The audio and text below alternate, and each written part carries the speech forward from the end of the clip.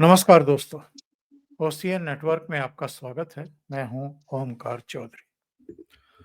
अरविंद केजरीवाल हर वो दांव पेंच आजमा लेना चाहते हैं जिससे उनको लगता है कि जो भागे हुए मतदाता हैं उनको किसी तरीके से मना लिया जाए या जिनका विश्वास डिग गया है उनका विश्वास किसी लोभ में, किसी लालच में इस तरह के पासे फेंक करके ये भी फ्री वो भी फ्री, इतने दे दूंगा उतने दे दूंगा, शायद वो रुक जाएं।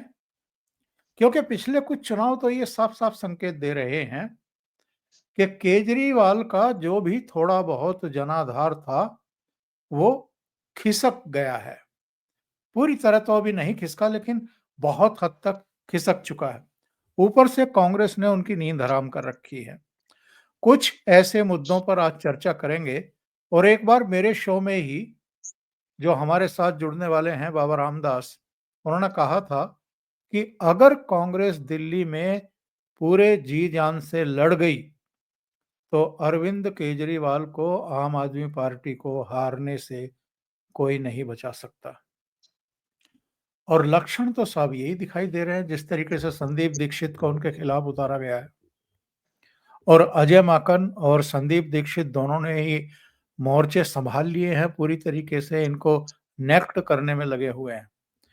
दूसरा मुद्दा भी इनसे जुड़ा हुआ ही है। मैं तो कम से कम ऐसा ही मानता हूं, बाबा रामदास क्या मानते हैं उनसे भी पूछेंगे। केजरीवाल और दल्लेवाल, वैसे दोनों के नाम का जो लास्ट है वाल, वो मिलता जुलता है। तो क्या ये दोनों आपस में मिले हुए हैं? और क्या ये दल्लेवाल तब तक नाटक नौटंकी जारी रखेगा जब तक दिल्ली में एक एक वोट नहीं पड़ जाएगा? लगता तो यही है कि किसी तरीके से एक ऐसा वातावरण बनाओ कि जैसे मोदी सरकार किसान विरोधी है। और ये कोई नया खेल तो है नहीं साहब, पहले भी ये सब खेल चल ही रहा था। तो सीधे जुड़ लेते हैं। हमारे साथ पंजाब से ही जुड़ रहे हैं बाबा रामदास, और उनको जोड़ करके चर्चा को हम आगे बढ़ाते हैं। बाबा जी, बहुत स्वागत है आपका। नमस्कार। जय श्री राम। जय श्री राम। तो साहब, पहले क्यों ना पंजाब की ही बात कर ली जाए। पंजाब में कैसा हाल है? और अभी बहुत सारे यात्रियों को, नागरिकों को इन्होंने बड़ा परेशान भी किया है, कॉल दे करके कि ट्रेन रोको, रास्ते रोको। इससे इनको हासिल क्या होता है सिवाय इसके कि आम नागरिक परेशान हो जाता है? चौधरी साहब, सबसे पहले आपको और आपके सभी दर्शकों को अंग्रेजी नववर्ष की हार्दिक शुभकामनाएं। जी, आपको भी बहुत शुभकामनाएं। और नए वर्ष में हम लोग पहली बार बातचीत कर रहे हैं।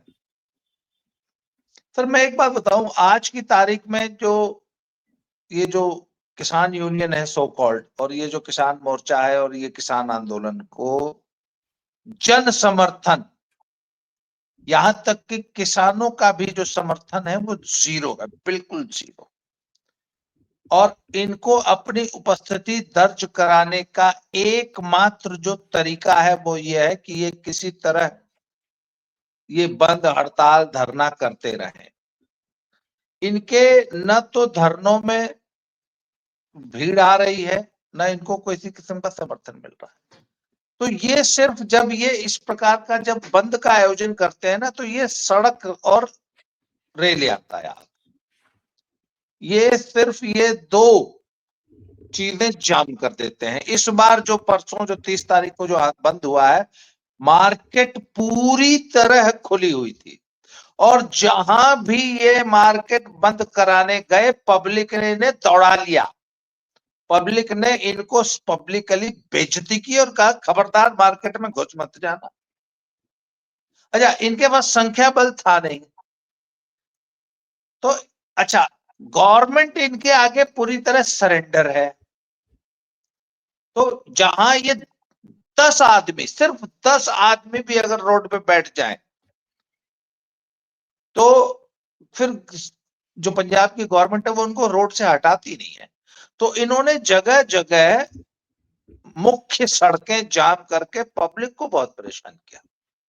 रेलें बंद करा दी, उस दिन रेलें नहीं चली, 150 से ज्यादा रेलें डाइवर्ट हुई या कैंसिल हुई पंजाब में, और सड़कों पे जाम लगे, लंबे लंबे, बहुत लंबे लंबे जाम लगे और पब्लिक बहुत परेशान हुई। इनकी सिर्फ समाज में सिर्फ एक वैल्यू है, that is called nuisance value. ये समाज में सिर्फ और सिर्फ न्यूसेंस बन के रह गए। अच्छा सर, बात यह है कि इनकी जो मांगे है ना वो इतनी ज्यादा अनर्गल है कि खुद किसान भी, जो सचमुच का किसान है, वो भी समझता है कि जो ये मांग रहे हैं न तो उस मांग की जरूरत है। कोई किसान, वो मांग है ही नहीं किसान की। आप अगर किसी से रियल किसान से बात कर लो तो कोई किसान आपको उन मांगों पे बात करता नहीं दिखाई देगा। किसान की रेट की सर समस्या है ही नहीं। किसान सिर्फ एक चीज चाहता है कि हमारा जो भी एग्रीकल्चरल प्रोड्यूस, हम गेहूं धान के कुचक्र से अगर बचना चाहें, कुचक्र से बचना चाहें, तो भैया जो भी हम नई फसल उगाए उसकी बिक्री हो जाए, वो मार्केट में बिक जाए।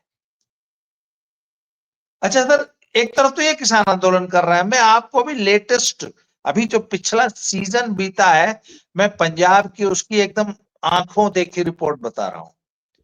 पंजाब में 3 रीजन है सर, माझा, मालवा, दोआबा। जी हाँ। पर दोआबा जो है वो सबसे संपन्न रीजन है। यहाँ पे 1 एकड़ सिंचित बढ़िया भूमि का साल का जो ठेका पट्टा है वो 85,000 रुपए का है। अगर आपके पास 10 एकड़ जमीन है, आप किसी को दे देंगे तो 8.5 लाख रुपए आप पहले कैश ले लेंगे। तो एक आदमी ने 10 एकड़ जमीन आपको 8.5 लाख रुपए दे के पट्टे पे ली है, उसको हमारे यहाँ पे ठेका बोलते हैं। जी हाँ। तो मैंने पूछा, भैया 85,000 तो आपने मालिक को दे दिया, तो उसमें से क्या कमाओगे, क्या बचाओगे यार? तो उन्होंने कहा, जी ये उस जमीन का ठेका है सर जहां सब्जियों की खेती हो पाती है। सर 5 लाख की शिमला मिर्च बेची है 1 एकड़ में किसानों ने, इस जो पिछला सीजन गया है।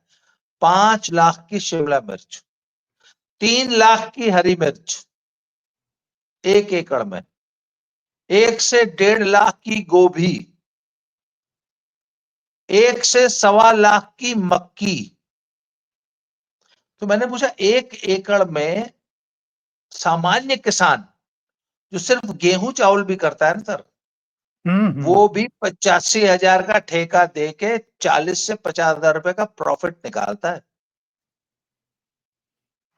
तो किसान को सिर्फ एक चीज चाहिए सर कि मैं इस गेहूं धान के कुचक्र से अगर बाहर आना चाहूं, मैं कोई नई फसल लगाऊं, तो उसकी मार्केटिंग, उसकी नेशनल और इंटरनेशनल मार्केट, सरकार हमें उसकी मार्केटिंग की सुविधा उसमें हेल्प कर दे, उसका हमारा इंफ्रास्ट्रक्चर बना दे।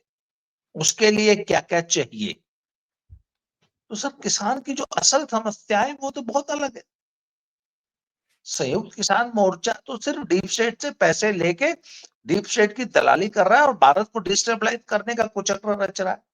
अच्छा एक चीज और देखिए सर, आप डल्लेवाल और केजरीवाल,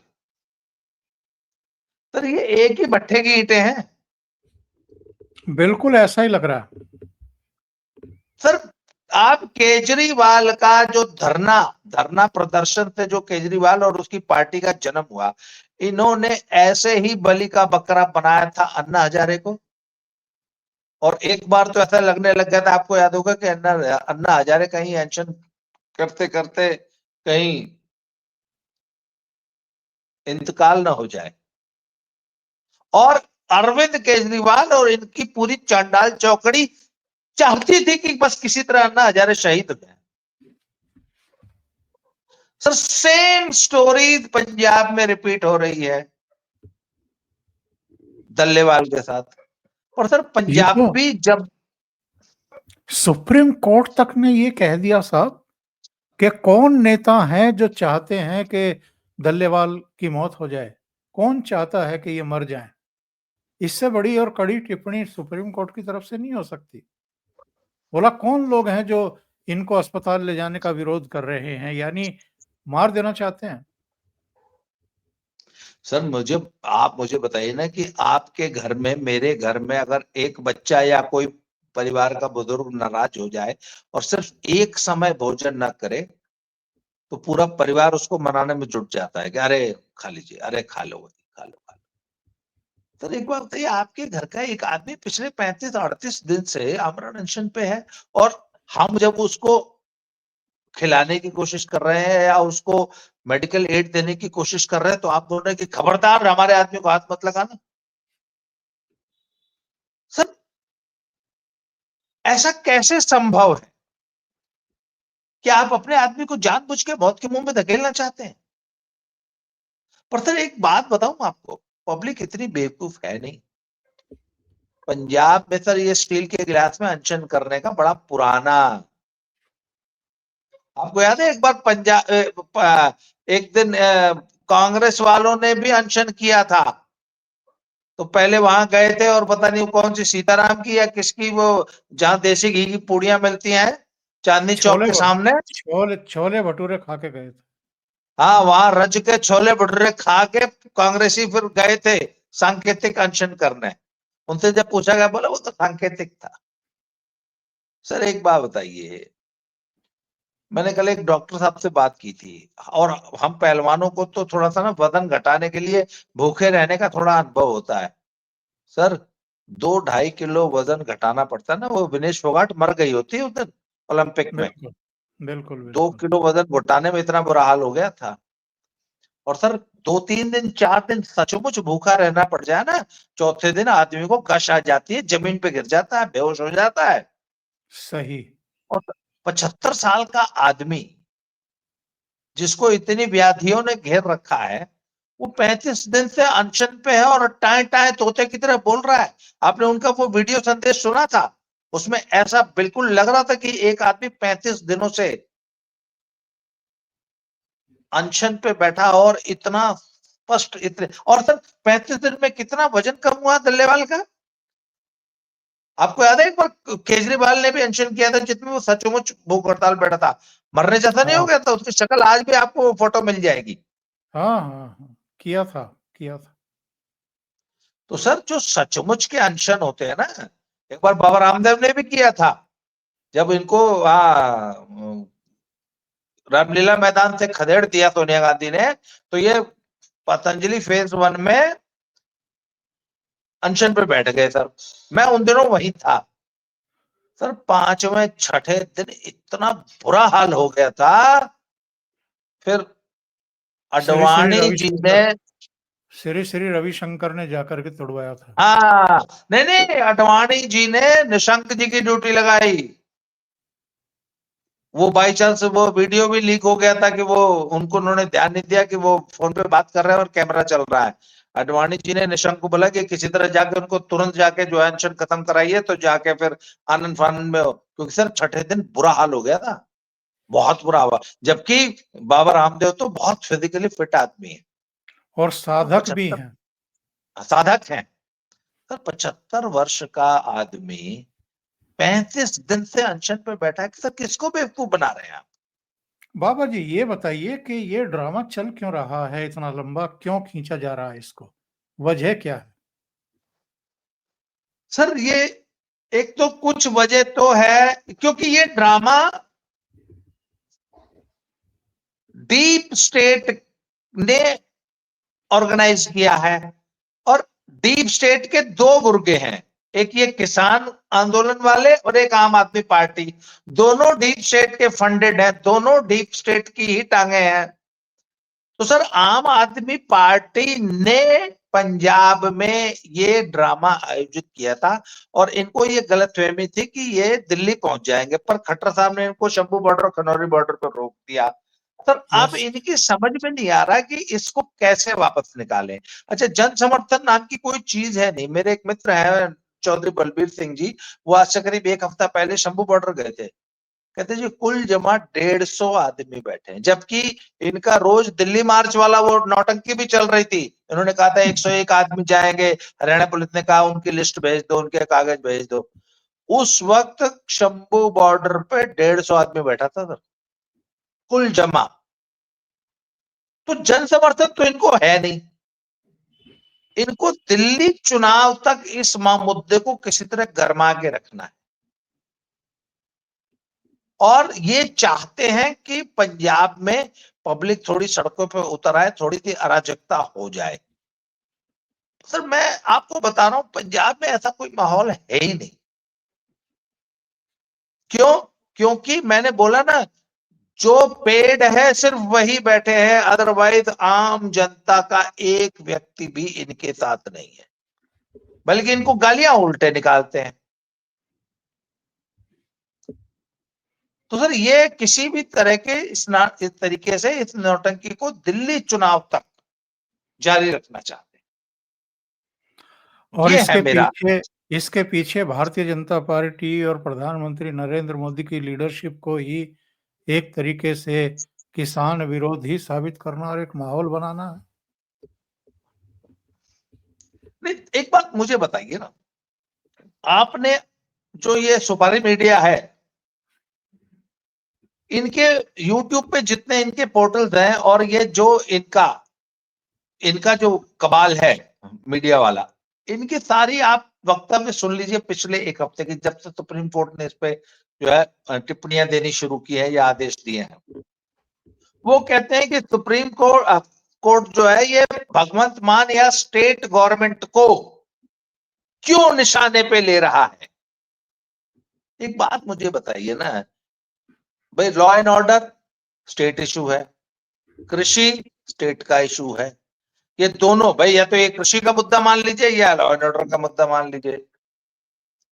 इसमें केंद्र सरकार कर क्या सकती है भाई? एक आदमी जो खनौरी बॉर्डर पे अनशन पे बैठा है, तो ये तो स्टेट गवर्नमेंट का है कि भैया उसको जबरदस्ती उठा के फिजिकली एविक्ट करके जबरदस्ती अस्पताल में भर्ती करा दे।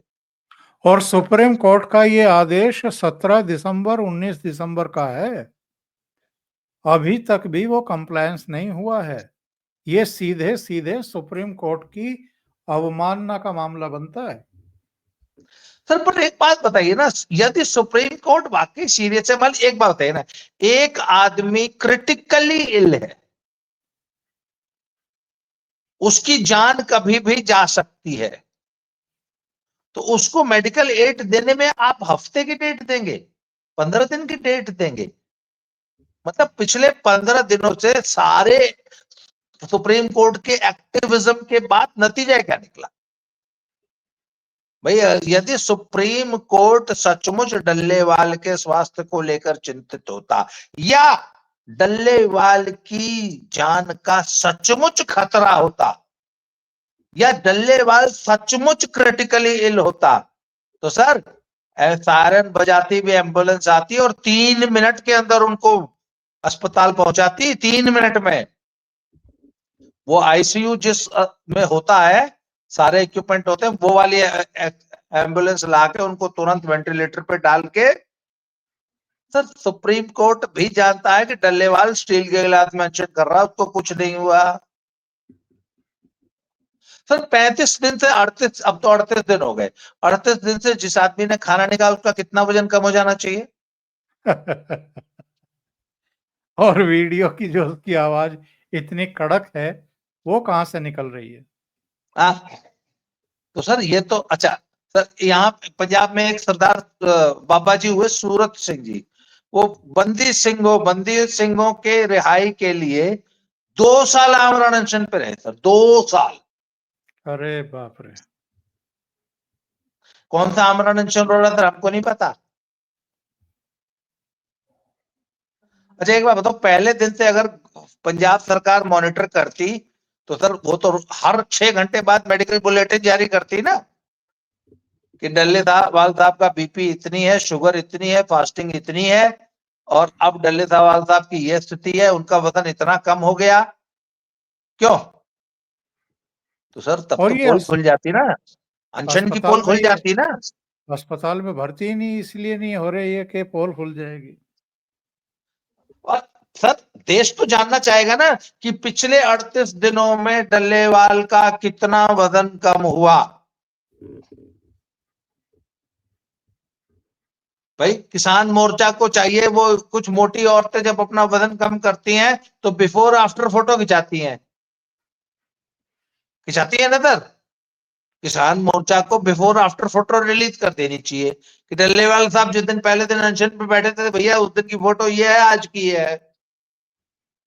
सर स्टील के गिलास में अनशन कर रहे हैं, ये सुप्रीम कोर्ट भी जानता है। सुप्रीम कोर्ट भी एक फॉर्मेलिटी कर रहा है। केंद्र सरकार को भी मालूम है क्या है, स्टील के गिलास में अनशन हो रहा है, कुछ ना हो रहा है। सर इनको और अनशन पे बैठ के छोड़ के भगवंत मान हनीमून मनाने ऑस्ट्रेलिया चला गया। तो ये बताइए, चलिए पंजाब पर तो चर्चा कर ली हम लोगों ने, वहां तो दल्लेवाल लगे पड़े हैं रायता फैलाने में। दिल्ली में केजरीवाल और उनकी पूरी टीम जो है वो पूरे जोर लगा रही है। आतिशी के जरिए एक चिट्ठी लिखवाई गई लेफ्टिनेंट गवर्नर को, और ये कहा गया कि साहब ये जो मंदिर का डिमोलेशंस है ये बंद कराया जाए, इसको तुरंत रोका जाए। अभी मैं अर्णब गोस्वामी का चैनल देख रहा था जिसमें अर्णब ने इनका भंडा फोड़ दिया। उन्होंने कहा कि ये केवल और केवल मंदिरों के डिमोलेशन की बात कर रहे हैं, मतलब डिमोलेशन की बात है भी नहीं, लेकिन ये कह रहे हैं कि डिमोलेशन मंदिरों का रोका जाए। जबकि जो आदेश हुए थे वो थे, उनमें चर्च भी थे, उनमें मॉस्क भी थी, इनमें मस्जिद भी थी, इनमें दूसरे धर्म स्थल भी हैं जो अवैध रूप से बने हुए हैं।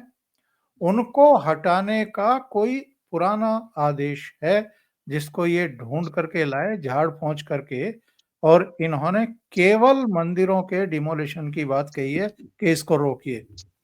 तो मस्जिदों का, चर्च का और दूसरे धर्म स्थलों का चर्चा ये क्यों नहीं कर रहे हैं? केवल इसलिए कि साहब भारतीय जनता पार्टी और लेफ्टिनेंट गवर्नर हिंदुओं के धर्म स्थलों को डिमोलिश कराने में लगी हुई है और बाकी को ये छुपा गए। इसका मतलब जानबूझ करके ये दिल्ली के हिंदुओं में एक सेंध लगाने की कोशिश कर रहे हैं। सर उसका कारण ये है कि दिल्ली में इनका मुस्लिम सपोर्ट बेस खिसक चुका है। पहली बात, इनको पक्का पता लग गया है कि मुसलमान तो कांग्रेस में गया। और सर आपने ध्यान दिया होगा कि पिछले एक साल से राहुल गांधी की पूरी पॉलिटिक्स जो है वो मुस्लिम सेंट्रिक हो चुकी है। उनको किसी भी कीमत पर मुसलमानों को अपने खेमे में लेके आना है, और मुसलमान उनके खेमे में जाता हुआ दिखाई भी दे रहा है। तो सर उस डैमेज को कंट्रोल करने के लिए अब केजरीवाल जो है वो हिंदुओं की बात करने लगे हैं। ये उनकी मजबूरी भी है। पर सर एक बात तय मान लीजिए, मैंने आपके शो में पिछली बार भी कहा था कि दिल्ली में केजरीवाल का उदय हुआ ही इसलिए कि उस जमाने में जो कांग्रेस पार्टी, मतलब केजरीवाल की आम आदमी पार्टी के उदय हो जाने के बाद दिल्ली में ट्रायंगुलर कॉन्टेस्ट हो जाने के बावजूद 28% वोट बैंक की पार्टी थी। जब केजरीवाल ने पहला दिल्ली का चुनाव लड़ाया तो 28% वोट था, जब उसको बहुमत नहीं आया था। सर उस 28% की कांग्रेस ने अगले चुनाव में अपना लगभग 80% तक वोट जानबूझकर केजरीवाल को ट्रांसफर किया, जिससे कि मोदी के जगरनॉट को रोका जा सके। बिल्कुल। सर आज भी अगर कांग्रेस पूरी ताकत से चुनाव लड़ जाएगी तो मुझसे आज आप लिखा लीजिए 20 से 24% वोट लेगी दिल्ली में, और ये पूरा का पूरा वोट 4% पे है। अभी पिछले चुनाव में 4% पे थी। हाँ, पिछले चुनाव में तो आत्महत्या की थी ना कांग्रेस ने। सर अगर ये 24% पे पहुंच जाती है तो वो 20% आम आदमी पार्टी के हिस्से से आएगा। ऐसे बिल्कुल। में बीजेपी क्लीन स्वीप कर देगी सर दिल्ली का चुनाव। अगर कांग्रेस पूरी ताकत से चुनाव लड़ गई तो बीजेपी क्लीन स्वीप कर देगी। और इस बार राहुल गांधी ने ये डिसाइड कर लिया है कि हम सीटें जीते चाहे न जीते, दिल्ली में बीजेपी सरकार बना ले कोई बात नहीं, मुझे दिल्ली के मुसलमानों का वोट चाहिए। सर अगर इस चुनाव में मुसलमानों ने कांग्रेस को वोट दे दिया, सीटें नहीं आएंगी। हो सकता है कुछ मुस्लिम बहुल इलाकों में 1 2 4 सीट, 2 3 सीट कांग्रेस जीत सकती है, परंतु सर मुस्लिम वोट का जो रीअलाइनमेंट अन्य समाजवादी पार्टी और राजद, स्पेशली ये दो पार्टियों से जो कांग्रेस की तरफ शिफ्ट हो रहा है, और यूपी में जो एक नई खिचड़ी पकने जा रही है जिसमें आजम खान एक नई मुसलमानों की एक पार्टी बनाकर उसको चंद्रशेखर रावण के साथ और वो ओवैसी के साथ एक प्री पोल अलायंस करके राहुल गांधी के साथ उनका अलायंस हो जाए तो मुसलमान कम से कम पश्चिमी उत्तर प्रदेश की 138 सीटों पर इस नए गठबंधन की तरफ शिफ्ट होने के लिए तैयार बैठा हुआ है। उसकी शुरुआत दिल्ली से होगी पर, क्योंकि तो दिल्ली से सटा हुए जितने इलाके हैं मुस्लिम बहुल इलाके, जिसको हरित प्रदेश कहा जाता है, right from Delhi up to Saharanpur और इधर बरेली तक का इलाका, तो ये पूरा का पूरा मुसलमान दिल्ली के इस चुनाव के बाद अपनी दिशा तय करेगा। तो दिल्ली के चुनाव इसलिए केजरीवाल और राहुल गांधी दोनों के और अखिलेश यादव, इन तीनों के लिए एक्सट्रीमली क्रूशियल है कि यहां से चाल समझ में आ जाएगी कि मुस्लिम वोट की चाल क्या है, सोच क्या रहा है। इसलिए सर दिल्ली में इस बार राहुल गांधी ने पूरी ताकत लगा रखी है। वो कहते हैं कि हमें दिल्ली में सरकार बनानी नहीं है, दिल्ली में केजरीवाल जीते या बीजेपी आ जाए हमें कोई फर्क नहीं पड़ता, हमें मुसलमानों का वोट चाहिए दिल्ली में। सर ये दिल्ली के मुसलमानों का वोट प्रभावित करेगा बिहार और यूपी को। लेकिन आपको ऐसा नहीं लगता कि सब कुछ लुटा के होश में आए तो क्या किया? 2019 का याद करिए ना सीन, सभी 70 टिकट बट गए, सबने दाखिल कर दिए, भाई बहन ने एक रोड शो भी किया और उसके बाद वापस आकर के दिल्ली में झांके नहीं है। इनको लगा कि भारतीय जनता पार्टी की सरकार बन जाएगी अगर हम ठीक से लड़े, तो इन्होंने अपने आप को विड्रॉ कर लिया। यही आत्महत्या इन्होंने पश्चिम बंगाल में की। 44 सीटें थी पिछली विधानसभा में कांग्रेस की, 22-24 सीटें वामपंथियों की थी। जब वहां लगा इन लोगों को कि बीजेपी सत्ता में आ सकती है, दोनों विड्रॉ कर गए और ममता बनर्जी तीसरी बार मुख्यमंत्री बन गई। तो ये जो गलती अतीत में कांग्रेस करती रही है, उसी का तो नतीजा है कि अलग अलग राज्यों में बिल्कुल खत्म हो गई है। आज अगर इनको बिल्कुल अकल आ गई है कि साहब हमें पहले उसे निपटाना है जिसने हमें निपटाया है दिल्ली में, या पंजाब में जिसने हमें निपटाया है, पहले उसको निपटाएंगे, नंबर 2 ताकत बनेंगे, तब जाकर के नंबर 1 की सोच पाएंगे। तो अगर ये अकल आ गई है कांग्रेस को, तब तो केजरीवाल को लेने के देने पड़ने वाले हैं इस चुनाव में। सर बिल्कुल। और आप सर वो देखिए परिस्थितियां कांग्रेस के लिए कुछ और थी। सर अब कांग्रेस को ये इस लोकसभा चुनाव के बाद थोड़ा सा बल मिला। अब ये बल कहां से मिला है इनके, मुझे लगता है कि सर इनको इनका जो सलाहकार जो लोग है ना, वो अब बाहर से बैठ के जॉर्ज सोरोस की मंडली अब इनको सलाह दे रही है कि बेटा तुम्हारे बस का तो कुछ है नहीं, लाओ अब हम ही तुमको चलाते हैं। सर ये पूरी की पूरी, मुझे ऐसा लगता है कि पूरी योजना विदेश में बैठ के बनाई जा रही है और वहां से बन रहा है, मुझे ऐसा लग रहा है। और एक बात तो पक्की है सर, अभी तक जो संकेत मिल रहे हैं कि कांग्रेस इस बार पूरी ताकत से वाकई चुनाव लड़ने जा रही है और केजरीवाल को सिर्फ कांग्रेस के मजबूती से चुनाव लड़ने का बड़ा भारी नुकसान होता हुआ दिख रहा है, जो कि मेरा अंदाजा है कि कम से कम उसके वोट शेयर में 20% से ज्यादा का डेंट आने जा रहा है। और केजरीवाल को लग रहा है कि जितना वो घोड़े दौड़ा सकते हैं, जितना लोभ लालच दे सकते हैं, फ्री बीज का जो भी दांव है वो चल सकते हैं, चल लें। इसीलिए महिलाओं से रजिस्ट्रेशन फॉर्म भरवा रहे हैं कि जी मैं, अगर मुझे आपने मुख्यमंत्री बनवा दिया तो 2100 रुपये हर महीने आपकी जेब में आ जाएगा। बुजुर्गों को वो संजीवनी योजना लेकर के आए जी, 60 साल के सभी बुजुर्गों को हम 5 लाख तक का कवर देंगे। तो भैया आयुष्मान योजना क्यों नहीं लागू की थी? वो भी तो 5 लाख का कवर था।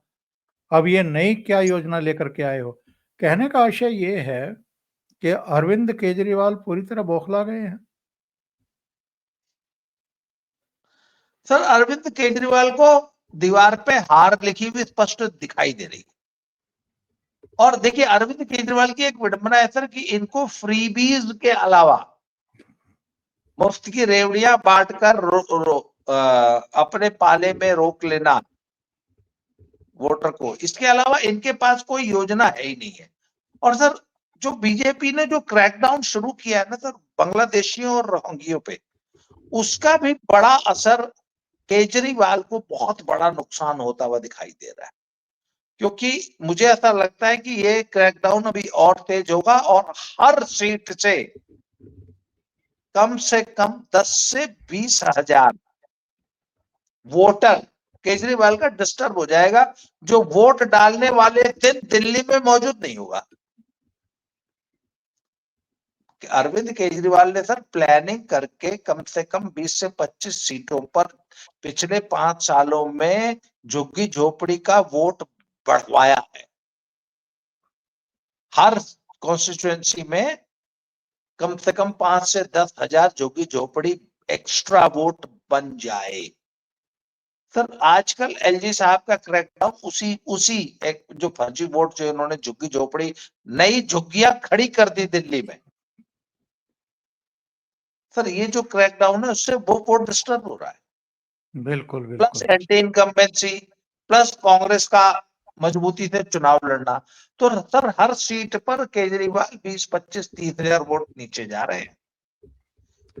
केजरीवाल इसलिए बौखलाए हुए। प्लस सर एक बौखलाहट का जो सबसे बड़ा कारण है सर, इस बार केजरीवाल की आम आदमी पार्टी में अंतर्द्वंद और खींचतान, भितरघात और गुटबाजी बहुत जबरदस्त है।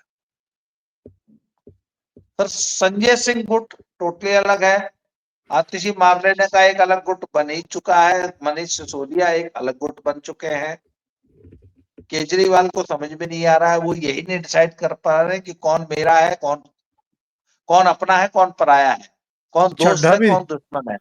चड्ढा भी दिखाई नहीं दे रहा है। नहीं नहीं सर, इस वक्त आप याद कीजिए सर, पहले 2 चुनाव आम आदमी पार्टी ने किस ताकत से यूनाइटेड होकर लड़ा था, पूरी टीम एक होती थी। सर आज की तारीख में पंजाब यूनिट से कोई सपोर्ट नहीं है, आप ध्यान दीजिए। मैं आपको एक बात बताता हूं सर, बड़ा मजेदार तथ्य। दिल्ली का पहला चुनाव आम आदमी पार्टी जब लड़ी थी तब की बात है sir. America, Europe, Canada, Australia और न्यूजीलैंड, पूरा यूरोप के हर देश से में कॉल सेंटर्स खुले हुए थे, कॉल सेंटर्स। और वहां के गुरुद्वारों में एक मुहिम चल रही थी कि जो भी हमारे समर्थक यहाँ विदेश में रहते हैं, उनके परिवार वहां है, तो पंथ के लिए एक काम कीजिए कि अपने गांव में रहने वाले अपने भाई भतीजे को 1,50,000 रुपया बेच के उनसे बोलिए एक गाड़ी लेकर जाएं और दिल्ली में चुनाव प्रचार करें। सर मेरी पत्नी सुल्तानपुर लोधी में जॉब करती है, तो कई बार गाड़ी मंगानी पड़ती है टैक्सी स्टैंड से। जैसे मान लीजिए कहीं जाना है, अमृतसर जाना है, जलंधर जाना है, लुधियाना है, तो टैक्सी स्टैंड से गाड़ी मंगा लेते हैं। तो एक बार उन्होंने कहा कि यार एक गाड़ी भेज दो। बोला सर गाड़ी तो कोई है नहीं। तो उसने बोला गाड़ी नहीं है तेरे टैक्सी स्टैंड पे? तो 20-25 गाड़ियां हमेशा खड़ी रहती थी। उन्होंने बोला कोई नहीं, चलो दूसरे वाले टैक्सी स्टैंड से मंगा लेते हैं। तो दूसरे को फोन किया, बोला जी गाड़ी नहीं है। तीसरे को फोन किया, गाड़ी नहीं है। जबकि इधर छोटे गांवों में भी जो टैक्सी स्टैंड होते हैं ना पंजाब में, वहां 20-25-30 गाड़ियां होती हैं। तो इन्होंने पूछा बिल्कुल। क्या चक्कर है, एक भी टैक्सी स्टैंड पे गाड़ी उपलब्ध नहीं है। बोले जी सारी गाड़ियां दिल्ली गई हुई है, पंजाब की सारी गाड़ियां।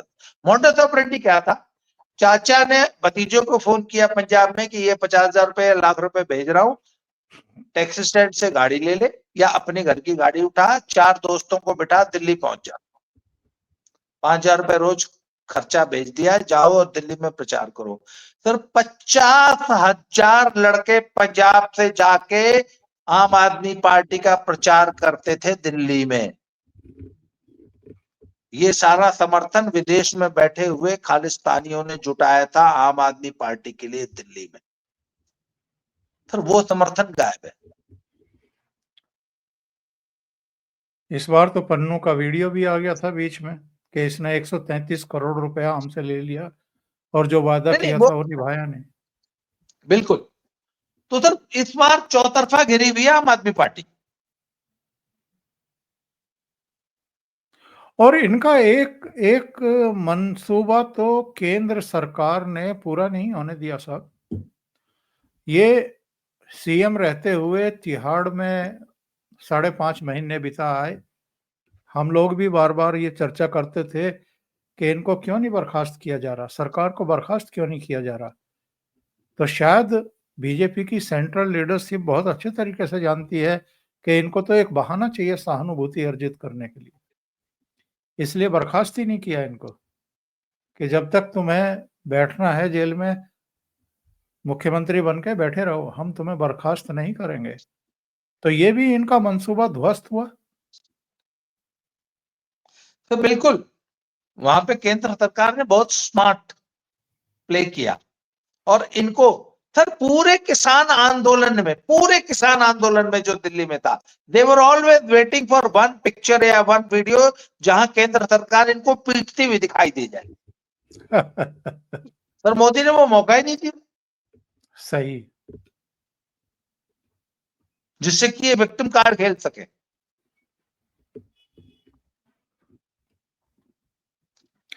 ये पोजीशन है। तो अब क्या लग रहा है आपको, दिल्ली का हाल क्या लग रहा है? तो वही, दिल्ली में अगर जो अगर कांग्रेस ताकत से लड़ी तो केजरीवाल की हार निश्चित। निश्चित सर, क्योंकि केजरीवाल को इधर हराने के लिए ना बहुत सारे फैक्टर जुट गए। 110 साल की एंटी इनकम्बेंसी, तो फ्रीबीज का इस बार वो असर नहीं है। क्योंकि सर फ्रीबीज के साथ एक दिक्कत होती है, अगर आप किसी व्यक्ति को लगातार एक फ्रीबी देते हैं ना, तो वो फिर उस फ्रीबी को के प्रति एहसानमंद नहीं होता, बल्कि वो उस फ्रीबी को अपना हक समझने लगता है। फिर आप उससे बड़ी फ्रीबी उसको आपको देनी पड़ती है। इसके बावजूद फ्रीबी इंप्रेस नहीं करती लोगों को। सर केजरीवाल उसी सिंड्रोम से ग्रसित है कि वो अब कुछ भी नया वादा करें, पब्लिक इंप्रेस ही नहीं हो रही।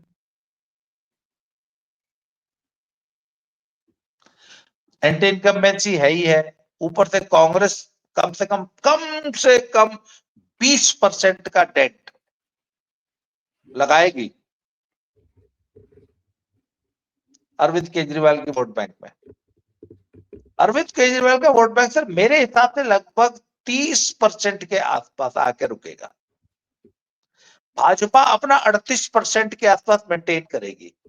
केजरीवाल 32, 33, 34, 30 से 34 के बीच में रहेगा, बशर्ते कि कांग्रेस 20% ले जाए। ये एक राइडर है मेरे आकलन में। बिल्कुल। यानी ये 2013 पे जाकर के खड़े हो सकते हैं इस बार। बिल्कुल बिल्कुल बिल्कुल। बहुत बहुत धन्यवाद बाबा रामदास, आपने इतना समय निकाला ओशियन नेटवर्क के लिए। और दर्शकों से निवेदन, आप अगर चैनल को कंट्रीब्यूट करना चाहते हैं तो ऊपर क्यूआर कोड है, उस पर आप कंट्रीब्यूट कर सकते हैं। बहुत बहुत धन्यवाद आपका जुड़ने के लिए। थैंक यू सो प्रणाम। मच। जय श्री राम। जय श्री राम।